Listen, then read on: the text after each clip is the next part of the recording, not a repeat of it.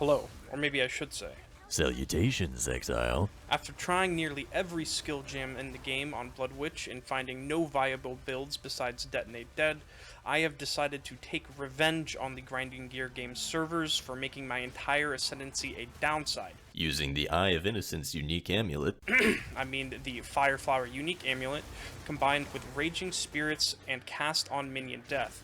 We create a chain reaction of thousands of fireballs and comets, of which I will explain right now. So starting off, I have unlinked Fireball from all of its supports and left Raging Spirits on and turned off our other Spirit Gems. We launch a Fireball. That Fireball then splits into 8 other Fireballs, each of which are summoning 1 Raging Spirit. We then take our Scatter Shot for supported skills fire 2 additional projectiles and link it to our Fireball. We then launch 3 Fireballs, each of which split into 8 more projectiles for 24 projectiles total, and each summoning a Raging Spirit. The next piece of our combo here is going to be a Snake Pit unique ring for projectiles from Spell's Fork while in your left ring slot. Now normally when you throw a Fireball and it hits a tree, if it hits any sort of terrain, it will only produce 8 Fireballs. That is when the next piece of the combo comes in, being Frost Wall. If you hit Frost Wall with Fireball, it counts as being an enemy, so it will fork and 16 projectiles will be produced. Next up, I will reslot in our Scatter Shot into Fireball for +2 projectiles, combined with Unleash to repeat for every seal that we have. At a maximum of 3 seals here, we will then launch 9 Fireballs, which then split into 72 projectiles. This in combination with Frost Wall and our fork from the Snake Pit, now causing us to produce 144 projectiles. Next up, we will add the Wild Shard support into the mix for 20% chance to fire 8 additional projectiles in a circle. When this does proc, it will affect all of our casts from Unleash, resulting in 11 projectiles for each cast of Fireball, multiplied by 3 for our Unleash, and then again by 8 for each projectile produced from an individual Fireball, resulting in 264 projectiles.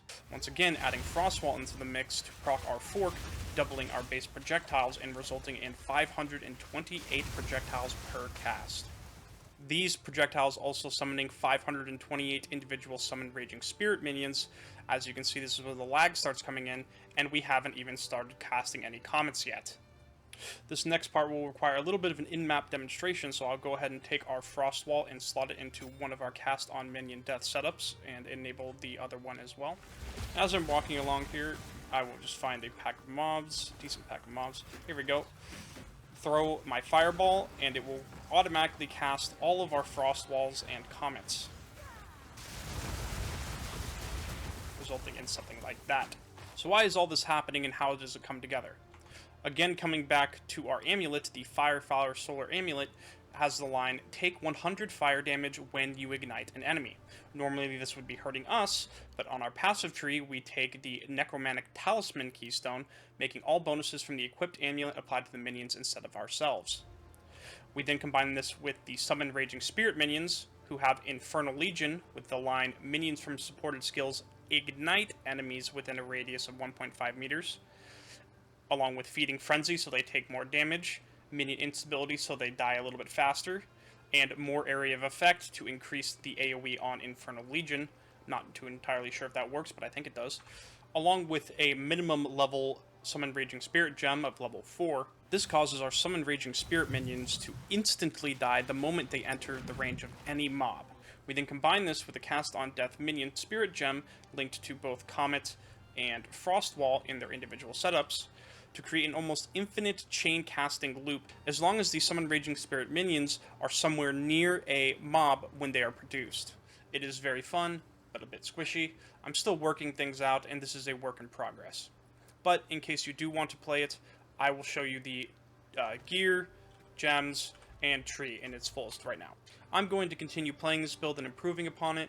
I will make a couple follow-up videos to this with the updated setups, so if that's something that you would like to see, subscribe now. Starting off with our gear here, I will just quickly hover over each piece in case anybody just wants to immediately copy it, and then afterwards I will go in and explain each piece and how they work together. So first off, we have a wand here. I've been flipping back and forth between cold and fire wands. This one's a cold wand. Basically all you want is your +4 to spells. All spells would be the best, but we have this one with cold damage, cold spells, main stats you're looking for here are the +4, the critical hit chance, and the critical spell damage bonus, along with your increased damage. Right now, I'm just using an at-series Disdain. This one's corrupted for a little bit of extra maximum life as extra maximum energy shield. This thing's giving us basically all of our energy shield right now, so I don't think that's really replaceable. Next, we have just a shield, again, subject to change. Right now, it's just life, resistances, and block chance. 40% chance to not take damage on your offhand is pretty good. Fire Flower, this is required, makes the whole build work. Pariah's Embrace, this thing's pretty bad, but we really struggle with mana costs. The life regen we can handle because of the Blood Mage life leech node. But as for right now, this is very subject to change. We do need the spirit though, so your chess piece, if you change this, will need to have spirit. Next up, Snake Pit, pretty required.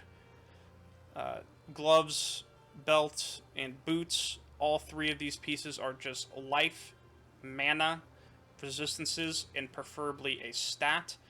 We're not stat starved, but we do like stats. The mana is pretty required though, even though we are not an Archmage or Mind Over Matter build, just because of how high our mana costs are. More mana that you have, the higher your mana regen is. So that's what these three are for. Next up, just this ring. Again, life, mana, resistances, and increased mana regeneration rate on the ring as well. That is very important. You can also get it on a suffix on your wand as well, though. Next up, we have our gem setup. This is, again, a work in progress, but we have Fireball, linked with Scattershot, Unleash, Wild Shards, Fire Mastery, Arcane Tempo.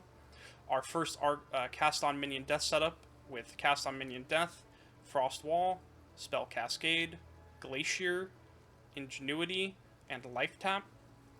Summon Raging Spirits, level 4. Very important you get this at level 4 at the bottom level.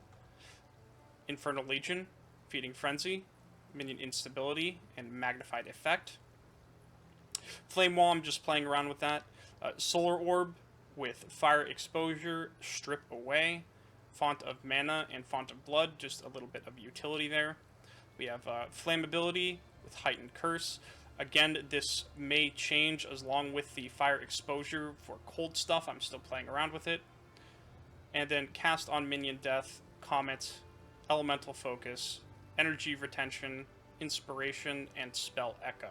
Next up is our weapon set passive assignments here. We have Fireball set to 1, Cast on Minion is set to 1, Summon Raging Spirits on 1, Fireball and Solar Orb both set to 1, Flammability set to 1, Blink is set to just 2, and the final Cast on Minion is set to 1. Something I think I forgot to mention earlier is on our offhand, we are just using a Crest of Ardura for increased cooldown recovery rate, just to give us a little bit faster blinking action as we are running around.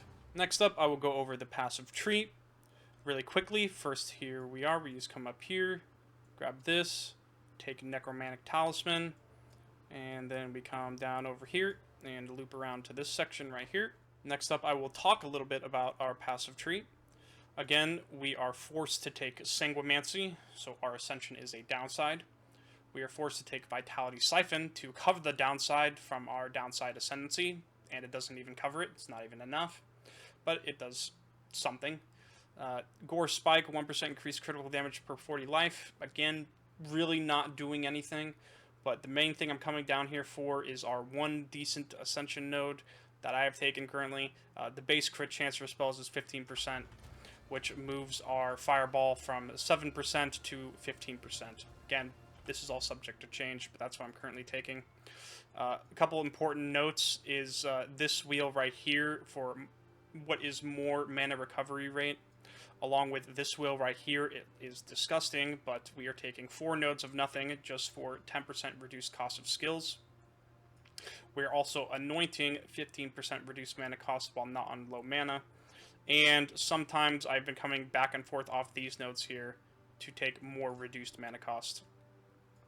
Everything else, though, is pretty much just crit damage. The most important wheels are these energy wheels. These are very, very crazy for any triggering builds. Other than that, we have this diamond over here. Again, it's just the crit damage bonus. And that's it, I think. So that's going to be it for me. If you enjoyed this video or build, please leave it a like. I'm going to make some follow-up videos to this, continue playing and improving on it, tweak the passive tree and gems and whatnot. So if you want to see those follow-up videos, please subscribe now. I'm going to leave a little bit of raw footage at the end here, again, just showing a full map, so you can get an idea of what you're getting yourself into when you're playing this. But yeah, thanks for watching.